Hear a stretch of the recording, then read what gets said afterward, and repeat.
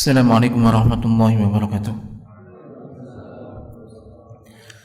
Alhamdulillahi hamdan katsiran tayyiban mubarakan fi kama yuhibbu rabbuna wa yarda. Asyhadu an la ilaha illallah wa la syarika lah wa asyhadu anna Muhammadan abduhu wa rasuluh sallallahu alaihi wa ala alihi wa sahbihi ajmain. Amma ba'd. Jemaah sekalian yang dirahmati Allah Subhanahu wa taala, alhamdulillah, insyaallah kita pagi ini akan melanjutkan kajian kita. Ini tentang baca fikih Asmaul Husna.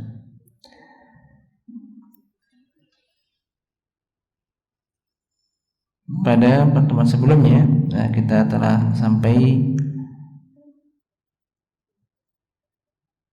masih poin yang pertama, yaitu tentang keutamaan mengetahui Asmaullahi al-Husna dan sifat-sifatnya. Bagian pertama. Sekarang masih terkait dengan itu, bagian kedua, yakni fadlul ilmi bi asma'illahi ta'ala wa sifatihi. Keutamaan yang mengetahui tentang asma Allah ta'ala dan sifat-sifatnya.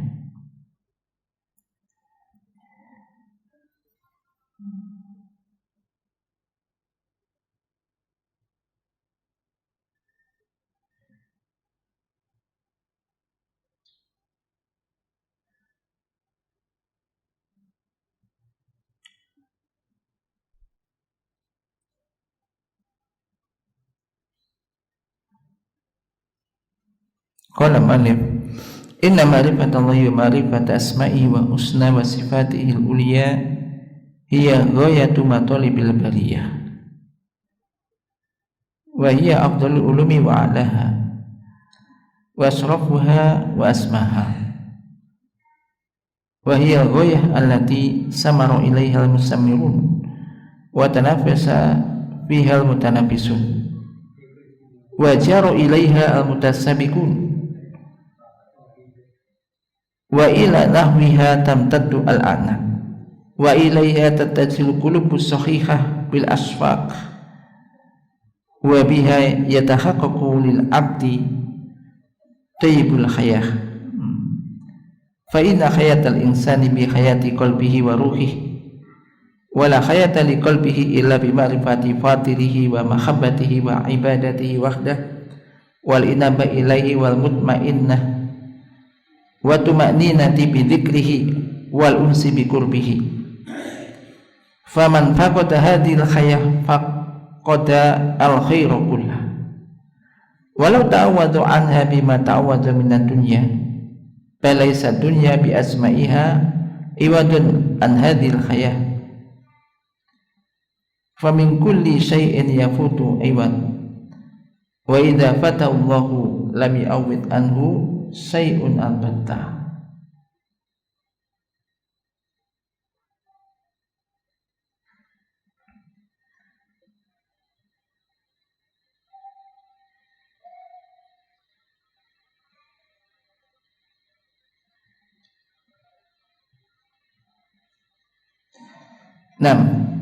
Jadi sesungguhnya mengenal Allah, mengenal nama-namanya yang husna dan sifat-sifatnya yang ulia, sifat-sifatnya yang tinggi,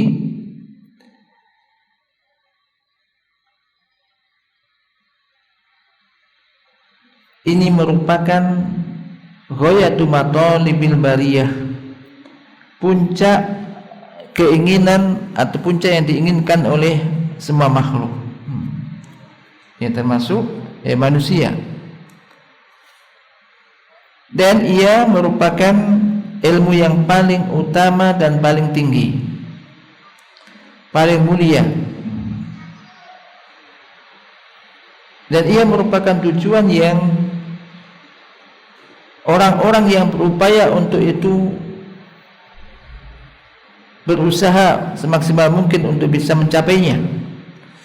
Demikian juga merupakan tujuan yang semua orang berlomba-lomba, orang-orang yang biasa berlomba-lomba untuk melakukan yang tercepat, dia akan berupaya untuk itu, berlomba-lomba dalam hal itu, yaitu mengenal Allah mengetahui asma-asma Allah dan juga sifat-sifatnya. Wa jaru ilaiha mutasabiqun. Mutasabiqun itu gambaran orang kau berlari cepat-cepatan berlari, maka dia akan berupaya untuk bisa meraih yang tercepat dalam rangka menuju hal tersebut.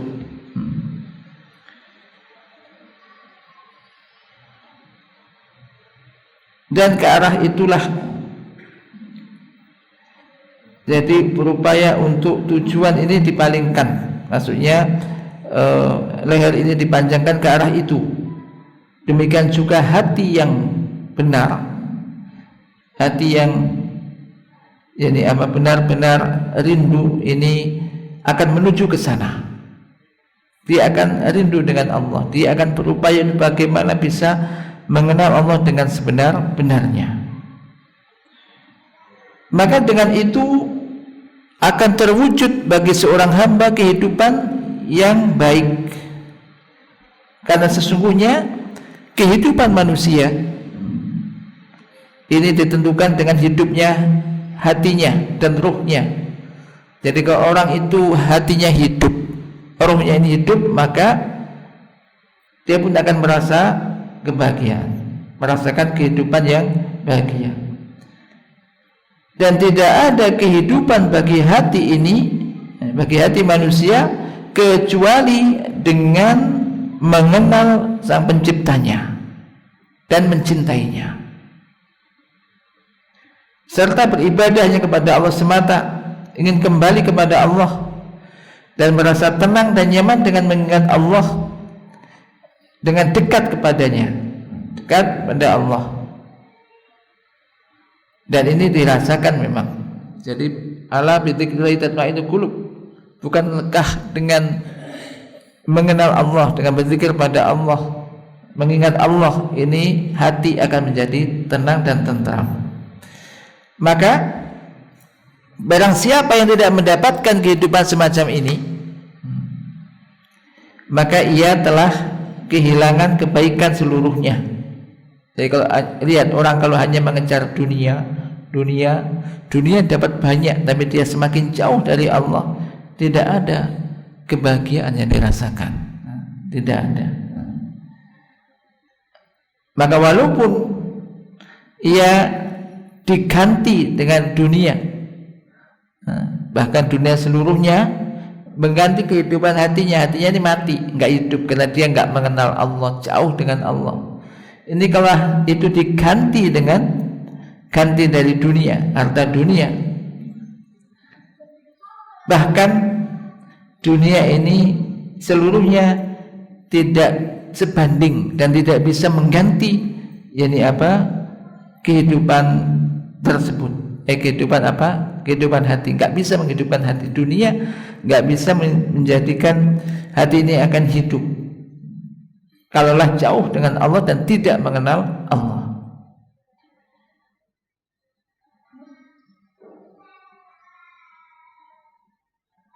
Jadi apabila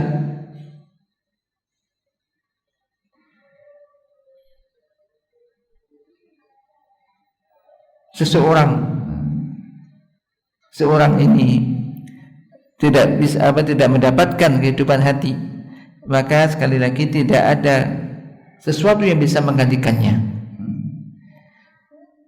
Maka Allah tidak akan memberikan ganti sedikit pun. Ini menunjukkan nilainya sangat besar.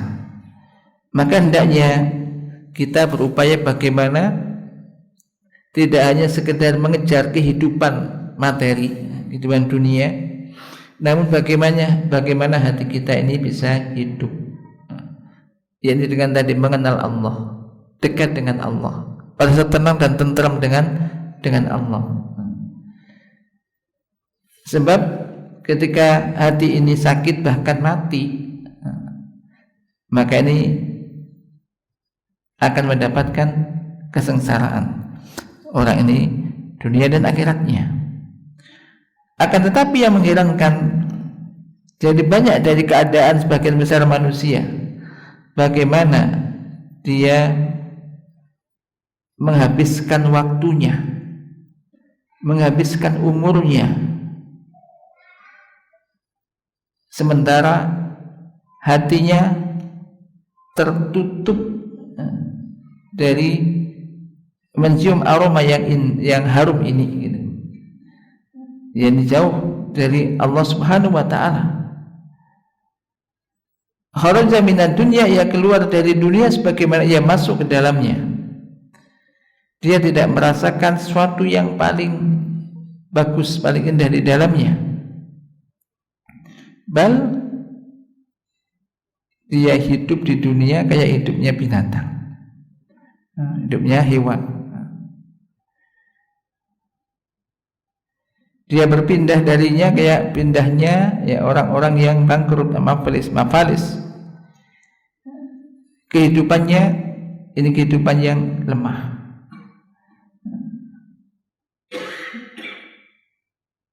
Kematiannya ini kamadan wa ma'aduhu hasratan wa asaman. Tempatnya nanti akhirnya ia mendapatkan apa? Kerugian.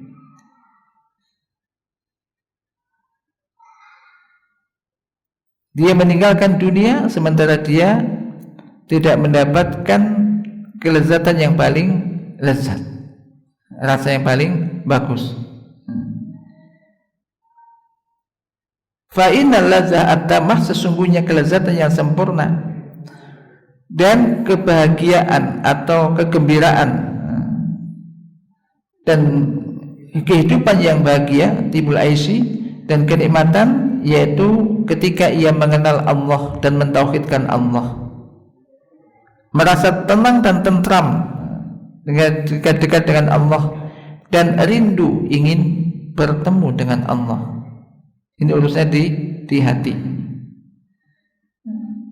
Adapun kehidupan yang sengsara, kehidupan yang tidak ada kebahagiaan di dalamnya, yang paling sengsara adalah aisu qalbin musatattid, yaitu kehidupan hati yang bercerai-berai. Walaupun mungkin zahirnya ini punya harta banyak, kekayaan banyak, tapi hatinya ini bercerai-berai, terobek-robek, tidak ada tujuan yang benar yang harus dia capai. Nggak tahu, dia bingung harus jalan kemana. Demikian juga tidak ada jalan yang jelas, yang terarah dalam hidupnya. Jalannya bercabang-cabang banyak, di hadapannya banyak jalan-jalan, dan setiap jalan ini tidak ada kebahagiaan dan kesuksesan di sana. Dia bingung, tidak ada yang bisa memberikan petunjuk menuju jalan yang lurus.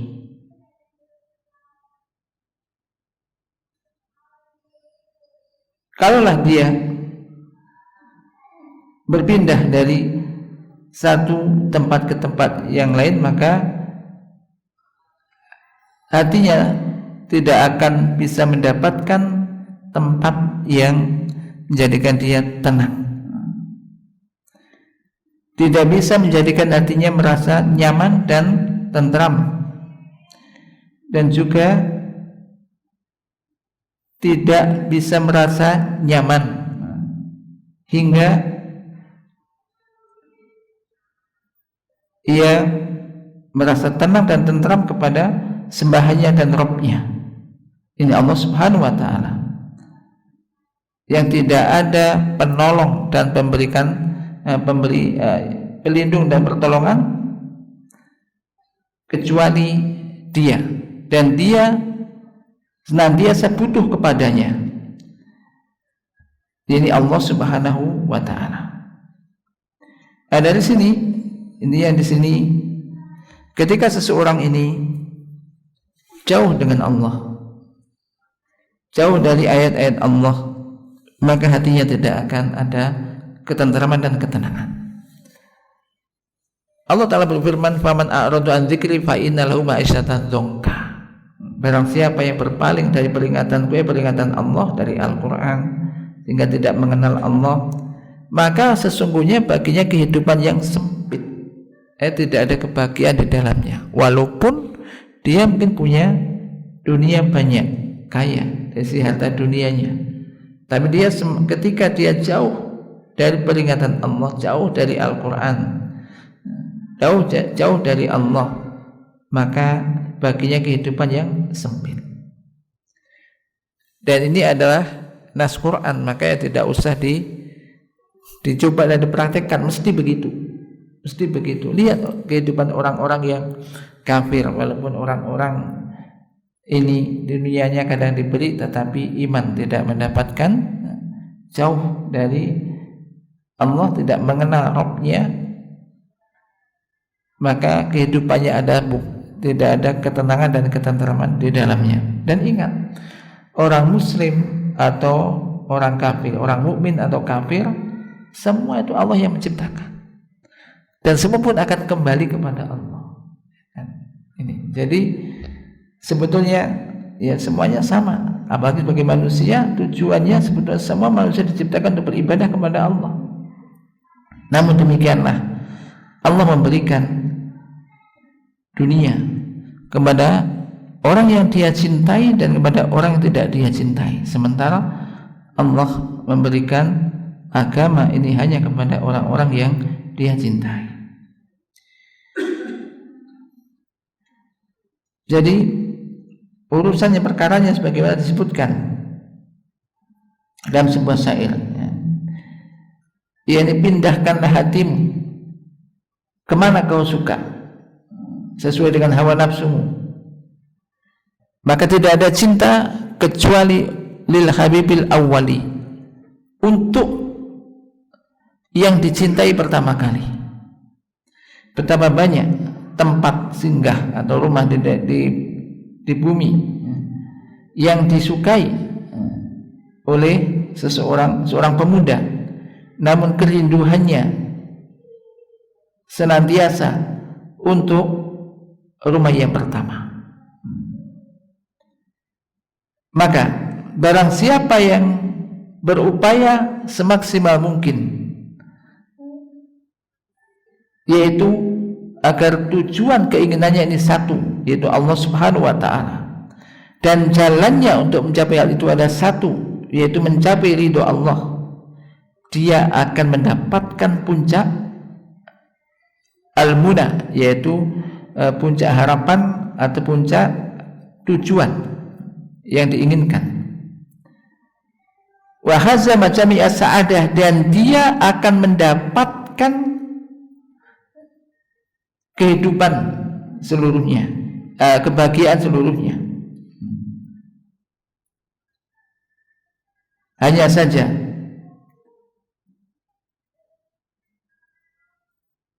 keadaan sebagian besar makhluk ini jauh dari tujuan ini.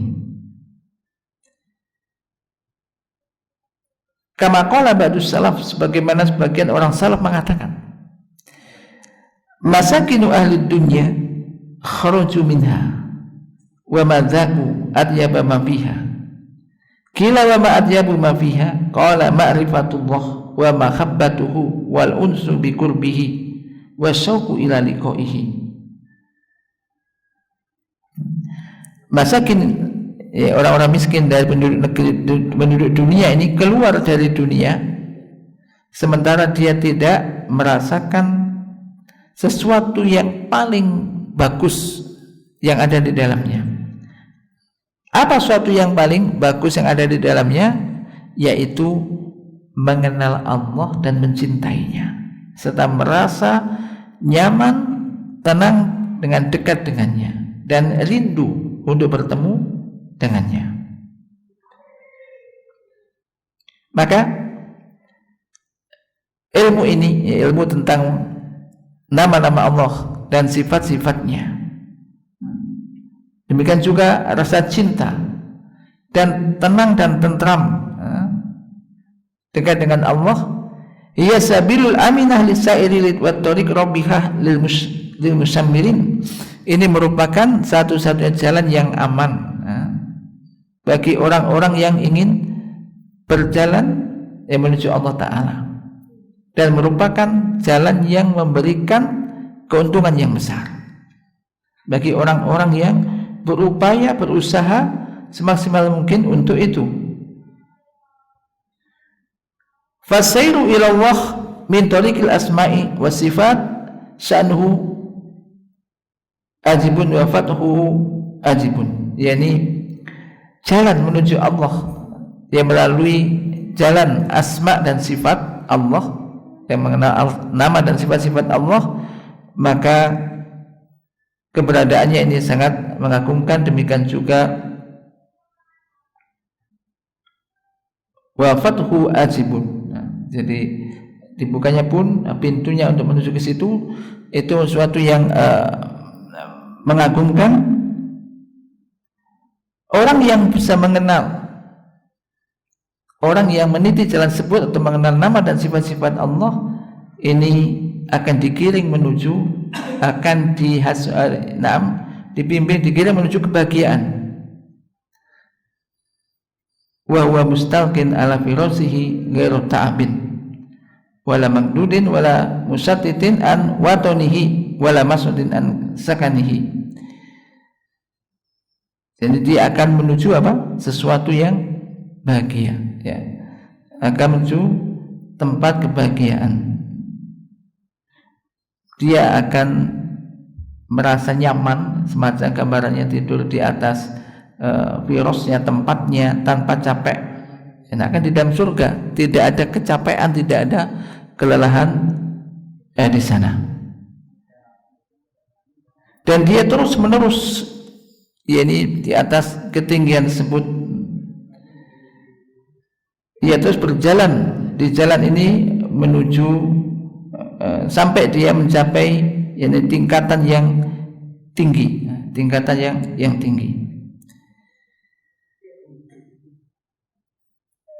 Qala mu'allif wasabilu hadhil ma'rifah, dan jalan untuk mengenal ini yakunu bistihdari ma'anil asma'il husna wa takhsiliha fil qulub hatta tata'atsaru qulubu bi athariha. Jalan menuju hal ini adalah dengan menghadirkan makna-makna asma'ul husna, asma'ul husna. Jadi maknanya apa? Ini bisa memahami makna dari asma'ul husna. Kemudian bisa mendapatkan itu yakni di dalam hati hingga akhirnya hati pun merasa ini apa, mendapatkan pengaruh, membuahkan hasil yang positif di hati. Hati akan mendapatkan yakni buahnya dan menggerakkan dia di dalam perbuatannya. Hatinya akan merasa terpenuhi oleh pengetahuan yang paling agung, yakni tadi mengenal Allah dan sifat-sifatnya melalui nama dan sifat-sifatnya. Misalnya Asmaul Azamah wal Kibriyah, nama-nama situ ada yang mengandung apa? Keagungan dan kebesaran Allah. Wal Majd wal Jalal, semuanya menunjukkan kebesaran dan keagungan Allah. Dan wal Haibah, rasa takut pun akan memenuhi hati. Takut kepada Allah, artinya akan dipenuhi oleh rasa takut kepada Allah, ta'ziman lillah, karena mengagungkan Allah, rindu kepadanya, memuji Allah, bersyukur kepada Allah. Misalkan Allah itu nanti akan dibahas di sana Al-Azim. Al-Azim itu maha agung. Maka ketika Allah itu maha agung, maka Allah memiliki keagungan, kebesaran. Ketika orang mengetahui semacam itu, merasakan itu, maka dia merasa kecil, sehingga dia akan mengagungkan Allah, sehingga hatinya akan dipenuhi rasa takut kepada Allah. Mau berlaku maksiat dan dosa, takut. Mau tidak sholat misalkan, takut, walaupun dia sendirian, karena dia mengetahui kebesaran Allah. Beda halnya dengan orang nggak tahu dan nggak ngerti, gitu. Nggak ada ngefek, tidak ada ngefek. Bahkan terkadang tidak sedikit sekarang itu orang itu lebih takut kepada makhluk dari kepada Allah. Ya, contoh misalkan orang kerja, atasannya menyuruh demikian, hatta walaupun mungkin disuruh melakukan sesuatu, walaupun harus melanggar syariat Allah, dia jalani aja. Nanti kalau kamu nggak mengikuti pecat, misalkan kalau urusan kerja, katanya kalau nanti dipecat makan apa? Dia lupa bahwa saya yang memberi kehidupan dia itu adalah Allah. Maka ini ujian kan? Ujian itu orang misalkan dengan atasan, dengan manusia ini kan melihat langsung, seakan-akan dia ya betul-betul yang memberi hidup dia itu atasannya. Padahal hakikatnya yang memberikan kehidupan adalah Allah Subhanahu wa taala. Ketika Allah menghentikan jantungnya kemudian dia mati, kan sangat mudah bagi Allah semacam itu. Namun demikianlah manusia tidak bisa langsung melihat Allah di dunia. Tapi Allah itu ada. Dan ketika seorang itu memiliki iman dan memahami tadi nama-nama Allah, nama-nama yang mengandung keagungan, di situ dia hatinya akan penuh dengan rasa takut karena mengagungkan Allah. Ini dilarang oleh Allah, sudah dia nggak berani untuk melanggar, karena yang melarang ini Allah. Ketika ini perintah Allah, segera dia jalani. Kenapa? Ini yang memerintahkan ini Allah. Jadi di sini ada asar, ya tak asar di hatinya ini ada pengaruh. Demikian juga asmaul jamali wal bir wal ihsan wal rahmah wal jud, nama-nama yang berisi tentang al jamal, ya keindahan, kemudian kemurahan, kebaikan, rahmah kasih sayang, kemurahan Allah, maka tamla'u al-qalba mahabbatan lillah wa syauqan lahu. Maka semua itu akan bisa memenuhi hatinya. Hatinya akan diberi rasa cinta kepada Allah, rindu kepadanya, memuji Allah, bersyukur kepada Allah. Ketika dia contohnya memahami Ar-Rahmanir-Rahim, Bismillahirrahmanirrahim, dengan menyebut nama Allah Ar-Rahman Ar-Rahim, Maha Pencurah kasih sayang, Maha Pengasih dan Penyayang,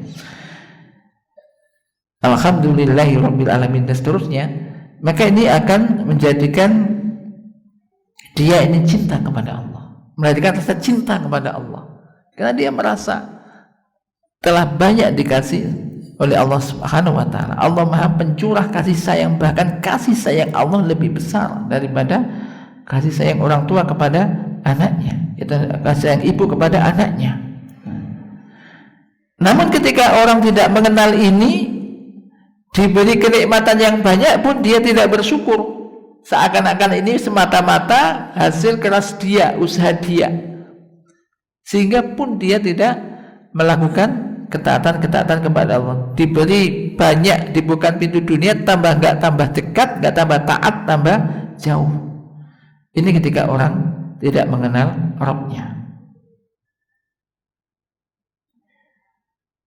Wa asmaul izzi wal hikmah wal ilm wal qudrah tamla'ul qalba khudu'an lillah wa khusyu'an wa inkisaran baina yadayhi. Nama-nama al-izz, kemuliaan, keagungan, izzah itu semacam punya kejayaan. Allah itu Maha Aziz, Maha keperkasaan. Wal hikmah, kemudian al-ilm, ilmu, al-qudrah, kekuasaan. Semua itu akan memenuhi hati untuk bisa tunduk patuh kepada Allah, khusyuk dan merasakan banyak dosa, bersimpuh di hadapan Allah Subhanahu wa taala. Demikian juga nama-nama tentang ilmu Allah. Ilmu Allah meliputi segala sesuatu. Kemudian Allah senantiasa mengawasi dirinya, menyaksikannya, melihatnya. Maka semua itu ketika orang menyadari itu, maka akan memenuhi hatinya, yaitu merasa dia diawasi oleh Allah, dilihat oleh Allah gerak-geriknya, baik dia bergerak atau diam, Allah tahu, Allah mengawasinya. Maka ia pun akan menjaga hatinya dari perasaan-perasaan atau pikiran-pikiran yang buruk, keinginan-keinginan yang tidak benar, karena dia tahu Allah mengetahui hatinya. Jadi nggak ada suudon, nggak ada rencana-rencana buruk, rencana jahat, karena dia sadar Allah melihatnya, Allah mengetahui apa yang dia sembunyikan ataupun apa yang dia tampakkan. Nggak ada gunanya dia menyembunyikan sesuatu. Orang munafik menampakkan yang baik, hatinya busuk. Tapi dia tahu orang beriman tidak demikian. Kenapa? Dia tahu Allah senantiasa melihatnya, Allah senantiasa mengawasinya. Bagaimana orang akan berlaku maksiat dan dosa ketika dia faham betul bahwasanya Allah melihatnya, Allah mengawasinya, tidak hanya sekedar diawasi oleh CCTV. Nah, orang sekarang apalagi CCTV banyak sekali gitu, sudah merasa tidak bebas kan? Awas, tempat ini diawasi, dipasang CCTV, dilihat, oh ya banyak juga nih. Akhirnya dia tidak berani melakukan hal-hal yang kurang baik karena nanti direkam. Padahal pengawasan Allah jauh lebih teliti dari itu, dan nggak ada yang bisa menutupinya gitu kan. Dan nanti pun sama akan ditampakkan, ini perbuatanmu dulu, ini di dunia ini. Semua amal manusia akan ditampakkan, diperlihatkan nanti, dan akan diberi balasan. Maka ini agungnya, yakni apa? Faedah mengenal nama dan sifat-sifat Allah. Kemudian wa asmaul ghina wal lutfi tamla'ul qalba iftikaran wa tiraran ilaihi wa tifatan ilaihi kula waqtin fi kulli hal.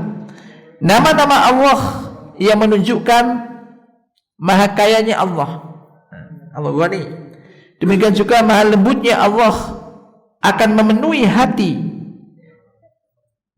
seorang hamba karena dia butuh kepada Allah.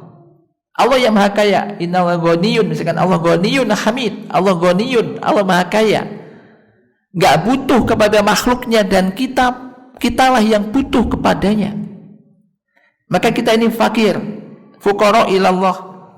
Semua hamba itu fuqara ilallah. Fakir itu maksudnya itu butuh, miskin, fakir ini butuh. Kita senantiasa butuh kepada Allah, sehingga kita tidak bisa lepas dari Allah. Maka apapun yang kita butuhkan, mintalah kepada zat yang maha kaya, yakni Allah subhanahu wa ta'ala. Maka tidak berharap kepada makhluk, tidak yakni apa, mengabaikan diri kepada makhluk, tapi dia mohon pada Allah, minta kepada Allah subhanahu wa ta'ala, menolehnya kepada Allah di setiap saat dan dimanapun ia berada dan dalam kondisi yang bagaimanapun. Fahadihil ma'arif allati tahsulu lil qulub bisababi ma'rifatil abdi bi asma'i wa sifatihi. Maka pengetahuan semacam ini yang didapatkan oleh hati ini disebabkan karena seorang hamba mengenal nama-nama Allah dan sifat-sifatnya, dan dengan itu dia menyembah Allah, beribadah kepada Allah. Tidaklah seorang hamba mendapatkan sesuatu di dunia ini yang paling agung dan paling utama dan paling sempurna daripada hal tersebut, maka ia merupakan afdhalul ataya minallah li abdihi. Jadi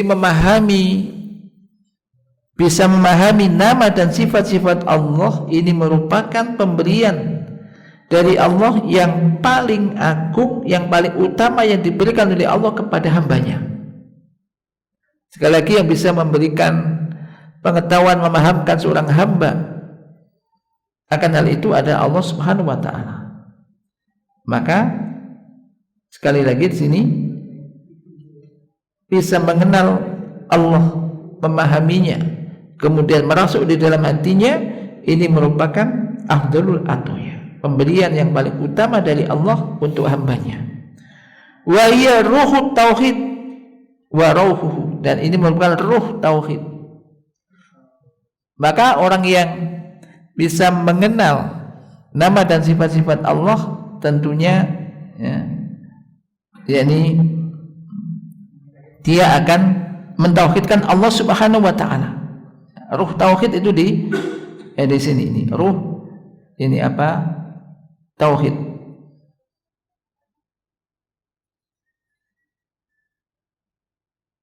Maka barang siapa yang terbuka pintu ini baginya, maka akan terbukalah untuknya pintu tauhid yang murni dan keimanan yang sempurna. Maka di sini seyogyanya diketahui bahwasanya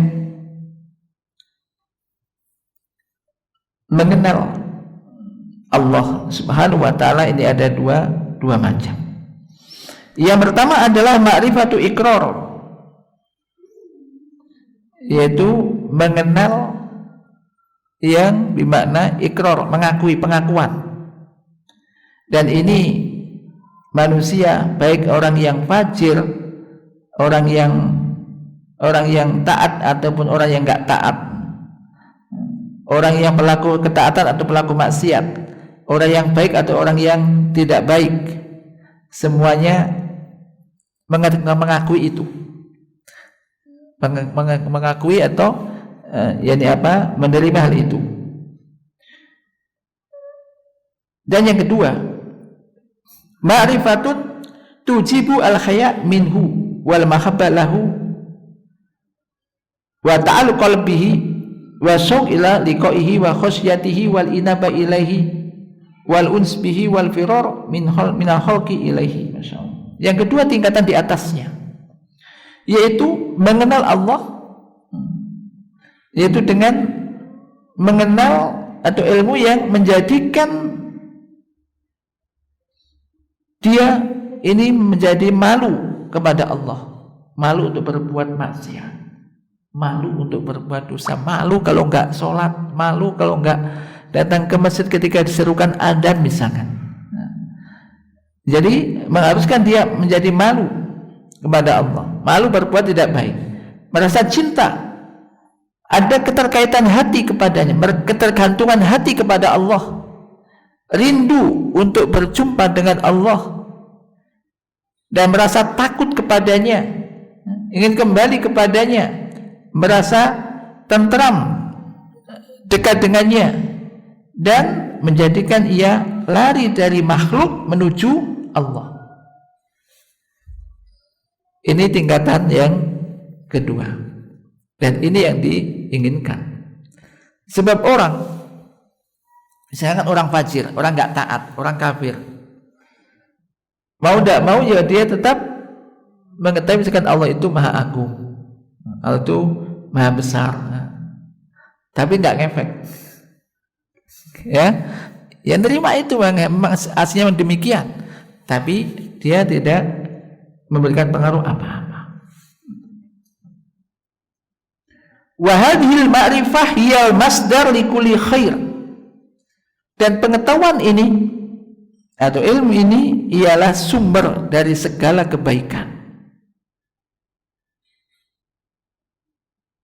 Wal mamba'u likulli fadilatin, dan juga menjadi sumber bagi setiap keutamaan.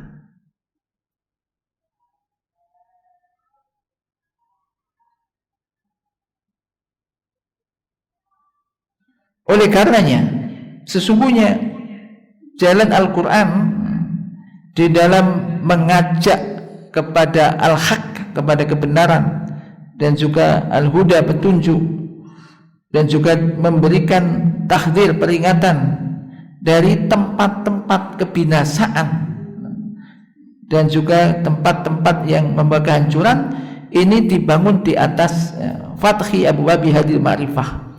Ini apa? Membuka pintu-pintu ilmu ini. Ya, ilmu maksudnya ilmu untuk mengenal Allah dan juga melalui nama dan sifat sifat Allah Subhanahu wa taala. Fa fil Qur'ani yadhkuru subhanahu wa ta'ala min sifati kamalihi wa uluwihi ala arsyihi wa takallumihi wa taklimihi wa ikhatati ilmihi wa nufudi masyiatihi ma yad'u al-ibad ila luzumil ikhlasi wa tahqiqi al-tauhidi wal bara'ah min ittihadil andadi wa suraka.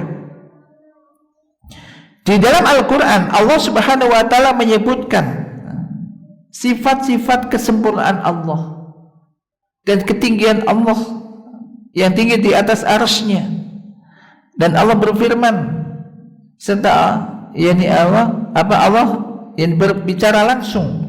Demikian juga ilmu Allah meliputi segala sesuatu, dan apa yang dikehendaki oleh Allah pasti akan terjadi, pasti akan terwujud, yang semua itu akan menjadikan seorang hamba untuk senantiasa bisa ikhlas dalam melakukan segala sesuatu hanya karena Allah, dan untuk merealisasikan at-tauhid serta berlepas diri dari menjadikan tandingan-tandingan atau sekutu-sekutu bagi Allah. Wa yadhkur lahum min awsafi kamalihi wa nu'ti jalalihi ma yajlibu qulubahum ila mubadarah ila da'watihi wal musara'ah ila ta'atihi wa tanafus fil qurbi minhu wa luzumi dzikrihi wa syukrihi wa husni ibadatihi. Allah SWT menyebutkan untuk mereka ini sifat-sifat kesempurnaan Allah, sifat-sifat keagungan Allah, yang semua itu akan menjadikan hati mereka, hati hamba ini untuk bersegera ila dakwatihi, untuk berdoa kepadanya, bersegera untuk mentaatinya. Jadi kalau kita baca Quran kemudian menghayati makna-makna Allah yang disebutkan dalam Al-Quran, menghayati ayat-ayat tersebut, harusnya ini akan menjadikan hati kita untuk bersegera, contoh bersegera untuk berdoa kepada Allah. Misalkan Allah kan sana, misalkan Allah berfirman, "Ud'uni astajib lakum," berdoa kepada aku pasti aku akan mengabulkan. Misalkan dengan juga sifat-sifat kesempurnaan keagungan Allah, ini harusnya menjadikan orang bermubadarah. Mubadarah itu bersegera untuk berdoa kepadanya, bersegera untuk melakukan ketaatan kepada Allah, berlomba-lomba untuk mendekat kepada Allah Ta'ala, dan senantiasa mengingat Allah, bersyukur kepadanya, membaguskan ibadah kepadanya, tidak asal-asalan. Demikian juga Allah menyebutkan sifat-sifatnya inda targhibihi lahum, ketika Allah memberikan targhib, motivasi kepada para hamba untuk melakukan amal-amal ketaatan, dan juga untuk memberikan peringatan kepada para hamba agar para hamba ini takut kepada Allah Subhanahu wa ta'ala. Ini untuk menjadikan hati ini liyu'arrifa al-quluba min man takhafuhu, agar hati ini mengetahui, mengenal zat yang harusnya dia takut kepada Allah. Misalkan innallaha sadidul iqab, misalkan Allah itu sangat keras siksanya, jelas ayat ini misalkan, berarti Allah itu sangat dahsyat azabnya. Ketika seorang hamba membaca ayat semacam itu, masihkah dia biasa aja melakukan dosa dan maksiat? Allah itu loh sangat dahsyat hukumannya, misalkan siksanya. Tapi karena dia nggak paham gitu kan, kembali lagi hati ini ketika nggak paham dan nggak ngerti, akhirnya dia tidak takut dong, orang ngerti. Nah, ini yang baca belum paham. Bagaimana dengan yang nggak baca dan nggak peduli? Gak ada rasa takut. Ini maksudnya. Ini maka ini bisa dirasakan, dan harapannya ini digambaran nanti ke depannya diharapkan ke situ. Demikian juga menjadikan hati akan berharap kepada Allah. Ketika kita tahu Allah itu Maha Pencurah kasih sayang, berharaplah kepada Allah. Anda punya rencana, keinginan begini, berharap kepada Allah. Maka wa turaghibu ilaihi wa targhabu ilaihi wa tarhabu minhu. Akhirnya ketika mengingat Allah itu Maha Kaya, Allah itu Maha Pencurah kasih sayang, ada targhib, motivasi untuk minta kepada Allah, memohon kepada Allah, bergantung hanya kepada Allah.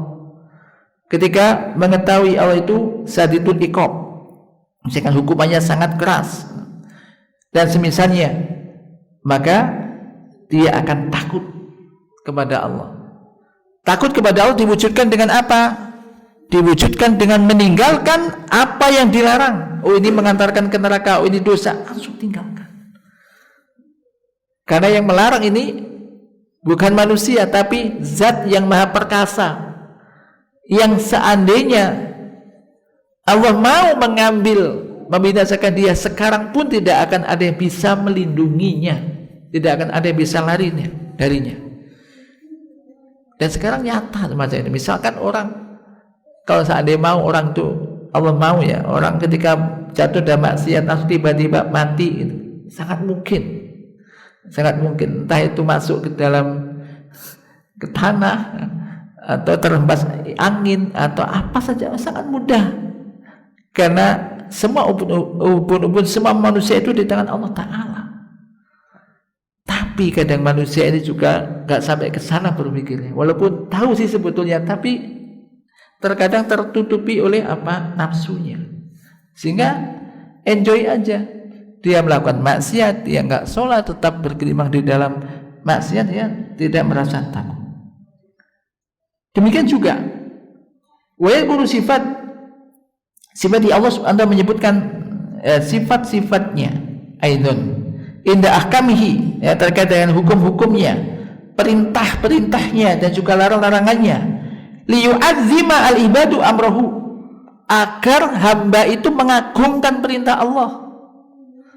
Itu tadi, mengagungkan perintah Allah ini. Oh, ini perintah siapa? Perintah Allah. Siap, jalan langsung. Jangan hanya perintah manusia siap, begitu perintah Allah entar dulu. Kan balik ini kan. Dan tidak sedikit begitu kan ketika di dunia. Jadi tujuannya agar para hamba mengagungkan perintahnya, wa yalzamu syar'ahu, dan senantiasa berpegang kepada syariatnya. Ini syariat siapa? Allah. Ini Allah memberikan syariat, dan syariat Allah ini tentu sangat baik dan sebaik-baik syariat, jalan langsung. Faqala antajida ayatan fiha hukmun min ahkamil mukallafin illa wa hiya muhtatimatun bi sifatin min sifatihi aw sifataini.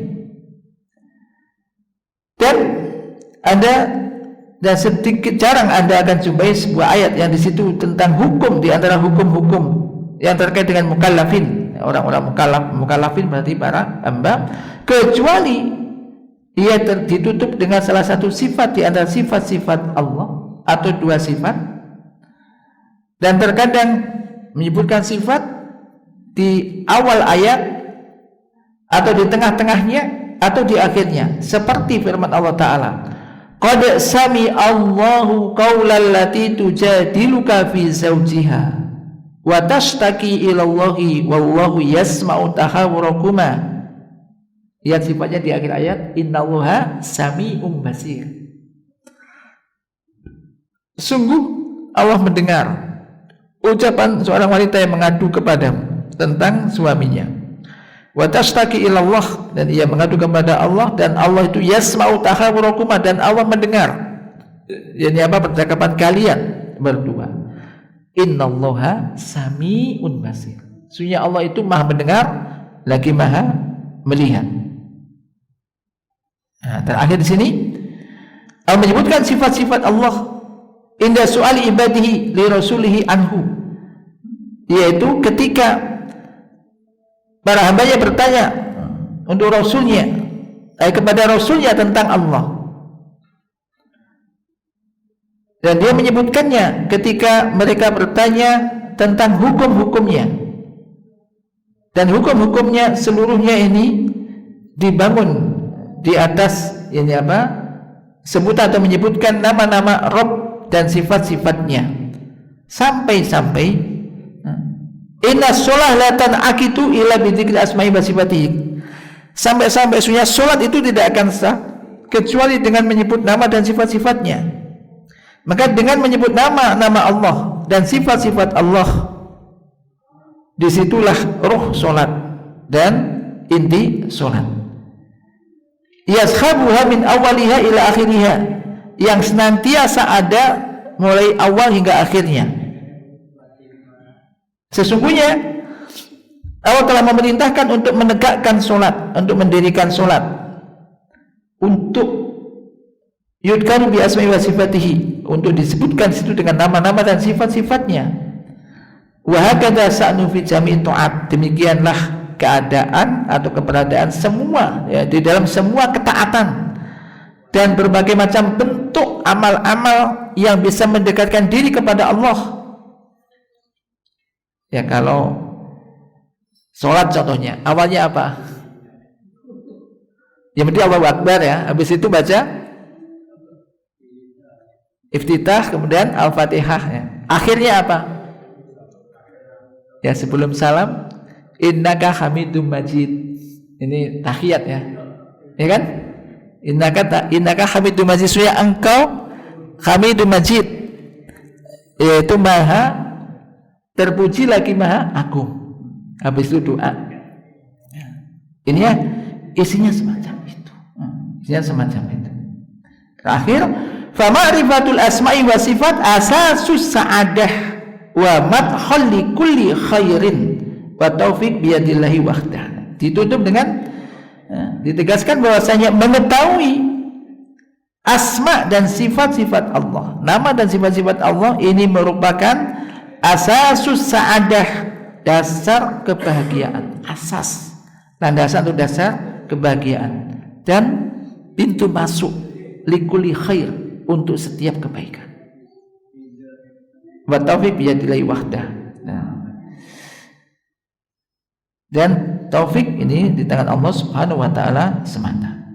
Ini masih menunjukkan keutamaan ilmu tentang asma Allah, nama-nama Allah dan sifat-sifatnya, bagian yang kedua. Semoga ini jadi menjadi tambah motivasi kita untuk semakin ingin untuk bisa mengetahui, mempelajari, memahami nama dan sifat-sifat Allah Subhanahu wa taala. Semoga Allah mudahkan kita untuk bisa mengetahui dan memahami nama-nama dan sifat-sifat Allah, yang itu semua semoga bisa menguatkan keimanan kita dan meningkatkan amal ibadah kita kepada Allah Subhanahu wa taala.